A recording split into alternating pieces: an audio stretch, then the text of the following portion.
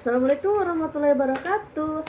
Halo semuanya, selamat datang di podcastku.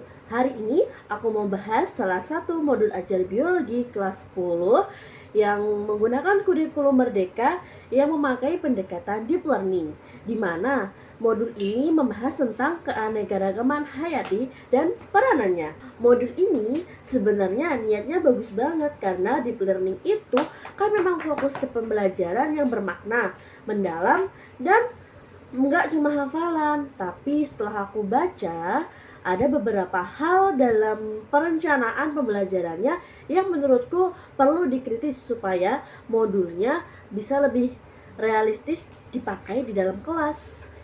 Yuk kita bahas.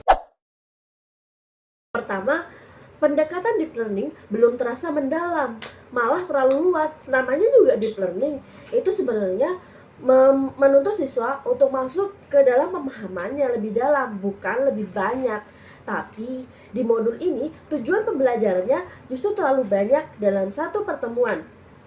Yang pertama, mengidentifikasi tingkat keanekaragaman, menjelaskan contoh, menganalisis potensi dan ancaman, sampai membuat mindmap dan kampanye.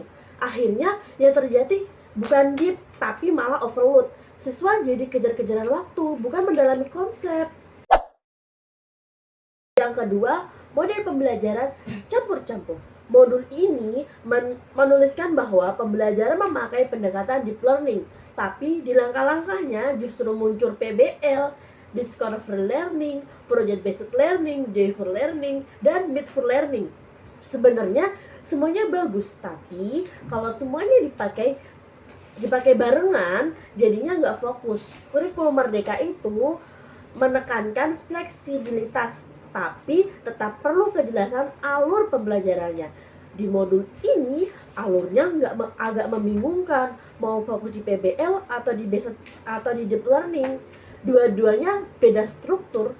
Akhirnya pembelajaran terlihat ramai konsep, tapi kurang terasa mendalamnya.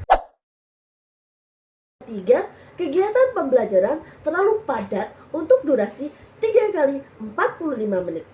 Ini yang paling mencolok, siswa diminta observasi langsung, diskusi artikel, nonton video, identifikasi spesies, analisis ancaman, bikin mindmap atau infografis, presentasi dan juga refleksi. Untuk 3 jam pembelajaran saja, ini tidak realistis. Deep learning itu butuh waktu untuk berpikir dan mencerna.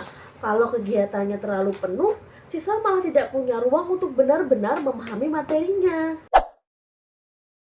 Yang keempat, asesmen sudah lengkap, tapi belum nyambung dengan fokus pembelajaran mendalam. Asesmennya ada diagnostik, formatif, sumatif. Tapi beberapa masalah pun muncul, yaitu indikator keberhasilan kurang spesifik, tidak ada penjelasan bagaimana asesmen itu menilai kedalaman berpikir siswa. Ya, yang ketiga, rubrik proyek terlalu umum, belum menggambarkan kemampuan analisis yang jadi fokus deep learning. Harusnya, kalau modul mengusung deep learning, asesmen juga perlu menilai proses berpikir mendalam, bukan hanya produk akhirnya. Yang kelima, penggunaan teknologi. Bagus, tapi minim alternatif. Modul mendorong penggunaan Google Classroom, aplikasi identifikasi, quizzes, platform video. Ini sesuai kurikulum Merdeka yang modern. Tapi sayangnya modul tidak menyediakan opsi lain untuk sekolah yang fasilitasnya terbatas. Akibatnya, guru harus mencari cara pengganti sendiri. Jadi, kesimpulannya, meskipun modul ini sudah memakai pendekatan deep learning dan semangat kurikulum Merdeka, tetap ada beberapa hal yang perlu diperbaiki, terutama soal fokus tujuan, konsistensi model pembelajaran, realistis waktu, dan asesmen yang benar-benar menilai proses berpikir dalam. Modulnya kaya dan bagus idenya, tapi perlu disederhanakan supaya guru bisa menjelaskan pembelajarannya secara efektif dan siswa benar-benar mendapat pengalaman belajar yang mendalam, bukan sekedar melewati banyak aktivitas.